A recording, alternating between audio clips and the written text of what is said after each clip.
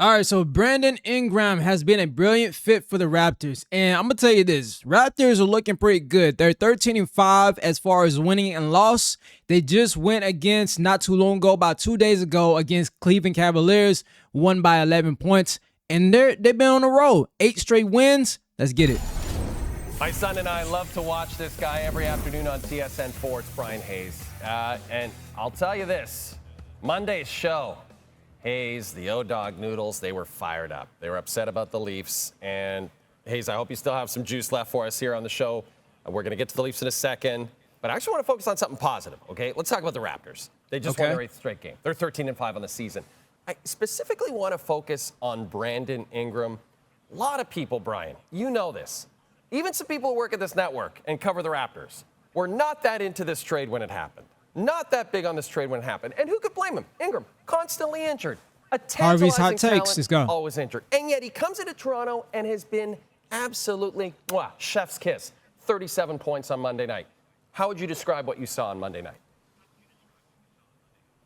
Oh, it was an epic performance. And like you mentioned, it's always been there for Brandon Ingram. We've seen it throughout his career. It's just been, can he stay healthy? And so far, so good for the Raptors. I mean, it wasn't only media members at TSN or certain fans throughout the city or throughout the country. His own agent came out on the record, said the Raptors probably paid him too much money. So his own agent was looking at Brandon Ingram saying, I don't know if he should be making that much money.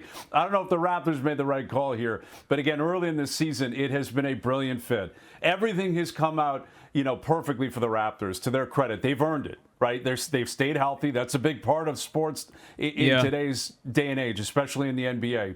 If you can stay healthy in the NBA, bro, you're already doing better than most teams. Due to a lot of players' poor diets, it comes heavily in poor diets. A lot of players, they get money, they eat whatever they want, and they don't have a good, healthy diet. That's another one thing. And good rest. But let's keep going. He stayed healthy. Brandon Ingram stayed healthy, and he was outstanding tonight. He did everything you could possibly ask offensively, and credit to his teammates, credit to his coaching staff, because they knew he was the hot hand, and they kept feeding him. He put up 30 shots tonight. I mean, those are Kobe Bryant numbers. He got hot, and he just kept shooting. And I love that Scotty Barnes kind of led the way tonight, not offensively, not based on the stats, but based on the attitude. And he said it after the game. He said, Ingram was hot. We made sure we got the ball. We got out of the way. We made sure to put him in a position to succeed, Smart and play. that's happened all season. Whether it's been Ingram like it was tonight, whether it was Scotty Barnes on certain nights, whether it was R.J. Barrett when he was healthy and playing, whether it was Jamal Shed, whether it was Mamu. I could go on and on and on. There have been different guys who have stepped up at different times, and the egos have been checked at the door. And it's easy to do that when you're winning. So credit the staff, That's true. Credit the players, credit management, credit Masai Ujiri, who's not even there anymore. Right? And it was Masai who ultimately decided, we got to go get this guy, Brandon Ingram. We got to believe in what we're building here. They've been trying to do this for years. Length, size, athleticism. And you look at the way they shot the ball tonight, the way they've played offensively throughout this hot streak, throughout this winning streak. But ultimately, it's been defense. And defense is what wins in every sport, and especially in the NBA. And also sounds like he has something to prove. I mean, if your own agent telling them that they may be paying you too much, dude, that is sick.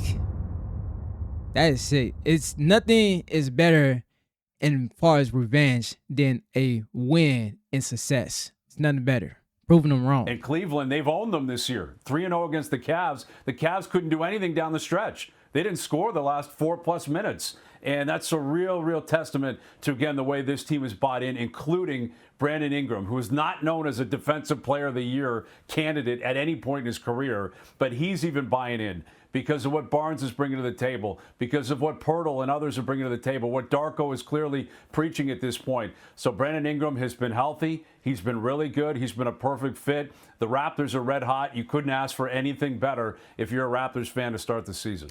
Now, note what he just said. He said that the Cleveland Cavaliers couldn't score the last 4 minutes of the game in the fourth quarter with the crazy defense that the team was playing on them, which is the Raptors, right?